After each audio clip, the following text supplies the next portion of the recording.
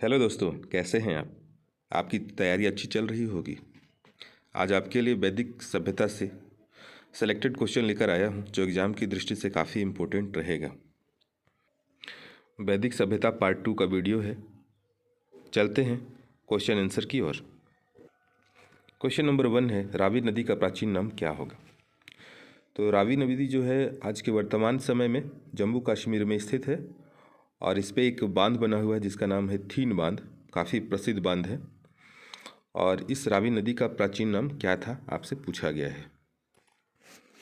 तो वीडियो को पॉज कर ऑप्शन गेस करें।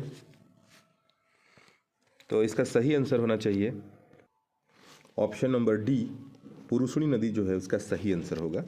रावी नदी का प्राचीन नाम था पुरुषणी नदी। चलते हैं नेक्स्ट क्वेश्चन की ओर। क्वेश्चन नंबर 3 पूछा है, वैदिक युग में इसमें से एक सही ऑप्शन है, उसको हमको चॉइस करना है। बाकी 3 ऑप्शन जो हैं वो गलत हैं और भूलवश ऑप्शन नंबर बी में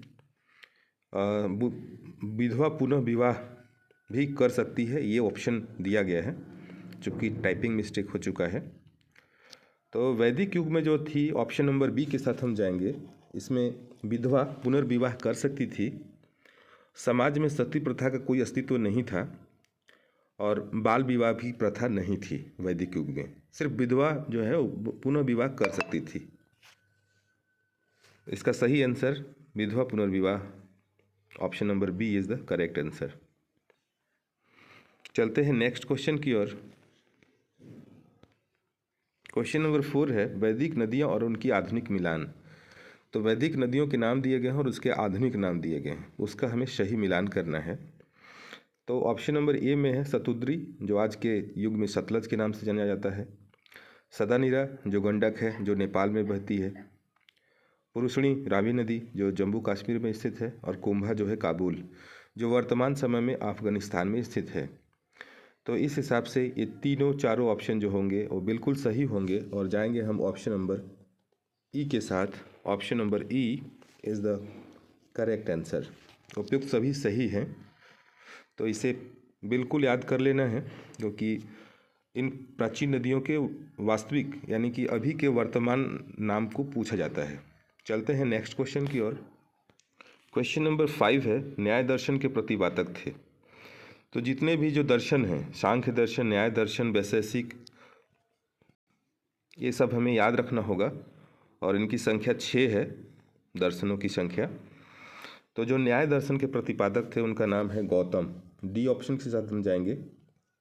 ऋषि गौतम जो थे वो न्याय दर्शन के प्रतिपादक थे और कपिल मुनि जो थे वो सांख्य के प्रतिपादक थे। और सबसे पुराना जो दर्शन है उसको सांख्य ही बोला जाता है।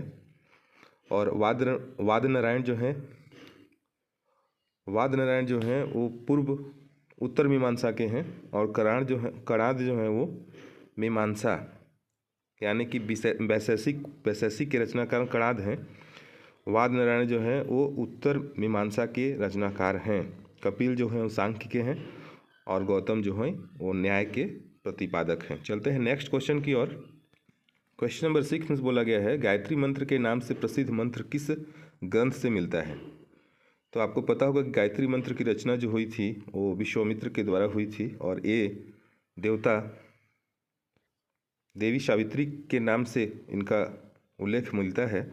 और गायत्री मंत्र के नाम से प्रसिद्ध जो मंत्र है वो डी ऑप्शन के साथ जाएंगे। ऋग्वेद कालीन में इसका निर्माण हुआ था विश्वामित्र ऋषि के द्वारा और सावित्री देवी नामक ईश्वर के लिए इसका निर्माण किया गया था। चलते हैं नेक्स्ट क्वेश्चन की ओर। क्वेश्चन नंबर 7 है, भागवत धर्म का प्रधान ग्रंथ निम्न में कौन सा है? तो भागवत धर्म जो है इसका प्रधान ग्रंथ कौन सा है, इसका सबसे बड़ा पार्ट कौन सा है पूछा है। तो ये बहुत इजी क्वेश्चन है और इसका सही आंसर होगा ऑप्शन नंबर सी के साथ जाएंगे। ऑप्शन नंबर सी, भागवत धर्म ऑप्शन नंबर सी के साथ ये गलत है। ऑप्शन नंबर ए के साथ जाना होगा। श्रीमद् भगवत गीता जो है इसका सबसे प्रधान ग्रंथ है। Option number A is the correct answer होगा। महाभारत वो गीता के लिए है, गीता का प्रधान ग्रंथ जो है वो महाभारत है। भागवत धर्म का प्रधान ग्रंथ जो है वो श्रीमद् भगवत गीता है, जो कृष्ण के द्वारा अर्जुन के लिए दिया गया था। चलते हैं नेक्स्ट क्वेश्चन की ओर। क्वेश्चन नंबर 8 है, रामायण के रचयिता कौन थे?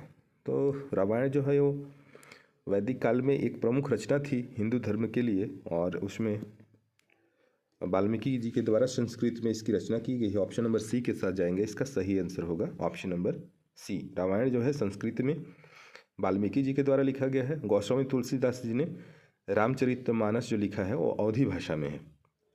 और वेद व्यास ने महाभारत की रचना की है, और वेद व्यास का पूरा नाम है कृष्ण द्वैपायन वेद व्यास, इनका पूर्ण नाम है। चलते हैं नेक्स्ट क्वेश्चन की ओर।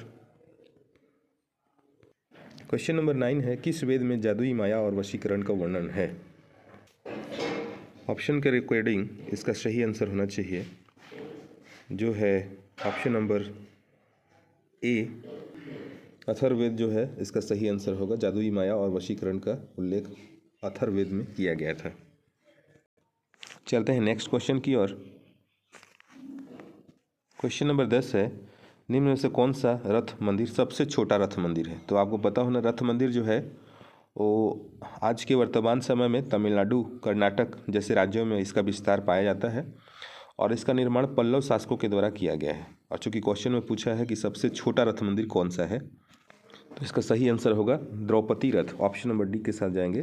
द्रौपदी रथ सबसे छोटा रथ मंदिर है और इसका निर्माण पल्लव शासकों ने की थी, और वर्तमान में यह तमिलनाडु राज्य में स्थित है। चलते हैं नेक्स्ट क्वेश्चन की ओर। निम्न में से किसे ऋग्वेद में युद्ध का देवता समझा जाता था? मतलब युद्ध किसके लिए विशेष था? तो ऑप्शन के रिकॉर्डिंग जो है इसका सही आंसर होना चाहिए बी ऑप्शन, इंद्र। इंद्र का उल्लेख युद्ध देवता के रूप में किया गया है। सही आंसर होगा इंद्र।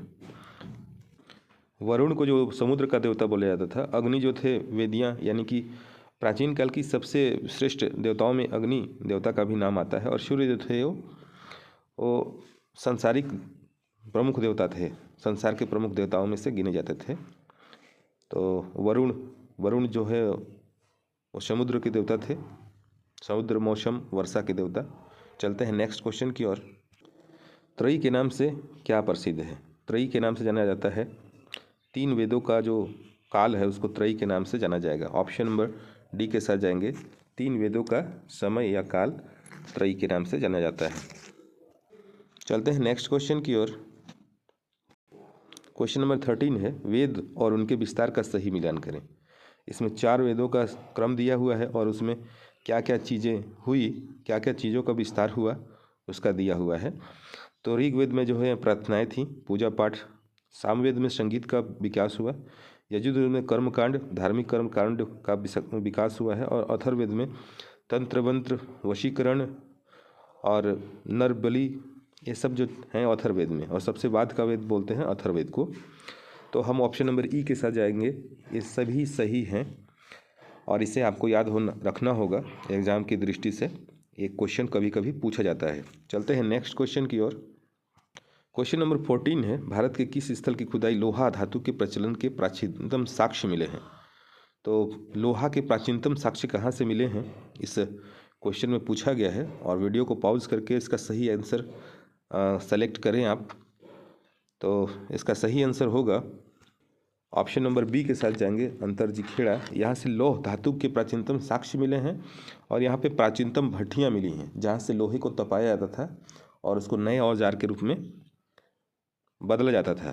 तो option number B is the correct answer होगा इसका। चलते हैं नेक्स्ट क्वेश्चन की ओर।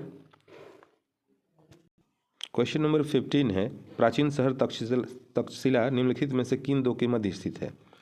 तो 2 नदियों के नाम दिए गए हैं और उसी नदी पर तक्षशिला स्थित है। और इसका सही ऑप्शन जो है, ऑप्शन नंबर हम जाएंगे, option number D is the correct answer, Sindhu और झेलम। और वर्तमान में यह तक्षशिला जो है वो पाकिस्तान के सिंध प्रांत में स्थित है और यह सिंधु और झेलम की नदी के बीच है। सिंधु और झेलम हमारे जम्मू कश्मीर राज्य से, झेलम जो है जम्मू कश्मीर राज्य से प्रभावित होती है और सिंध जो है वो पंजाब से प्रभावित होती है और अपने सीमावर्ती इलाकों से सीमा रेखा बनाते हुए पाकिस्तान की ओर प्रविष्ट करती है। तो डी होगा, सिंध और झेलम के तट पर तक्षशिला स्थित है। चलते हैं नेक्स्ट क्वेश्चन की ओर। आध्यात्म विज्ञान के विषय में नचिकेता और यम का है संवाद किस उपनिषद से प्राप्त होता है? क्वेश्चन ये होगा, आध्यात्म विज्ञान के विषय में नचिकेता और यम का संवाद किस उपनिषद से प्राप्त होता है? तो इसका सही आंसर होगा ऑप्शन नंबर बी, कंठो उपनिषद से। और इसमें जो है ये जन्म मरण संबंधित यम और आचार्य नचिकेता का संवाद उल्लेखित है, जिसमें आचार्य यम ने यह उपदेश दिया था कि न इस आत्मा का कभी जन्म होता है और न ही कभी इस आत्मा की मृत्यु होती है। यह अजन्मा है, नित्य है तथा शाश्वत है। इसकी शिक्षा कंठो उपनिषद में दी गई थी। चलते हैं नेक्स्ट क्वेश्चन की ओर। क्वेश्चन नंबर है 17। भारत के किस स्थल की खुदाई से लोहा का धातु का प्राचीनतम साक्ष्य मिला है? क्योंकि ऑप्शन रिपीटेड हो गया है, ऑप्शन नंबर बी इसका करेक्ट आंसर होगा, अंतरजी खेड़ा, क्योंकि यहाँ पे भट्टियाँ मिली थी लोहे को गलाने वाली। चलते हैं नेक्स्ट क्वेश्चन की ओर। ऑप्शन नंबर 18 है। क्वेश्चन नंबर 18 जो है, प्राचीन शहर तक्षशिला निम्नलिखित में किन मध्य, ये भी ऑप्शन क्वेश्चन जो है 2 बार रिपीट हो गया। ऑप्शन नंबर डी के साथ जाएंगे, सिंधु और झेलम के बीच में स्थित है ये। आर्य शब्द इंगित करता है, तो आर्य शब्द इस ऑप्शन के अनुसार सबसे अच्छा जो है, इसका सही आंसर होगा ऑप्शन नंबर ए। आर्य जो है श्रेष्ठ वंश या कुलीन वंश को इंगित करता है। और ये जो आर्य थे वो मध्य भारत में आए थे, मध्य एशिया जो सिंधु प्रांत है आज का वर्तमान समय। तो पूछता है कि आर्य सबसे पहले भारत कहाँ आए थे? तो केंद्रीय मतलब एशिया के केंद्र में आए थे, केंद्रीय एशिया से आए थे। तो इसका सही आंसर होगा ऑप्शन नंबर ए। आर्य का वास्तविक या सही शब्द है श्रेष्ठ या कुलीन वंश से है। इस प्रकार आज के 20 क्वेश्चन हमारे कंप्लीट होते हैं। जो नए व्यूवर हैं वो प्लीज़ चैनल को लाइक करें, सब्सक्राइब करें, शेयर करें। मिलते हैं अगले वीडियो में, तब तक के लिए जय हिंद। Thanks for watching.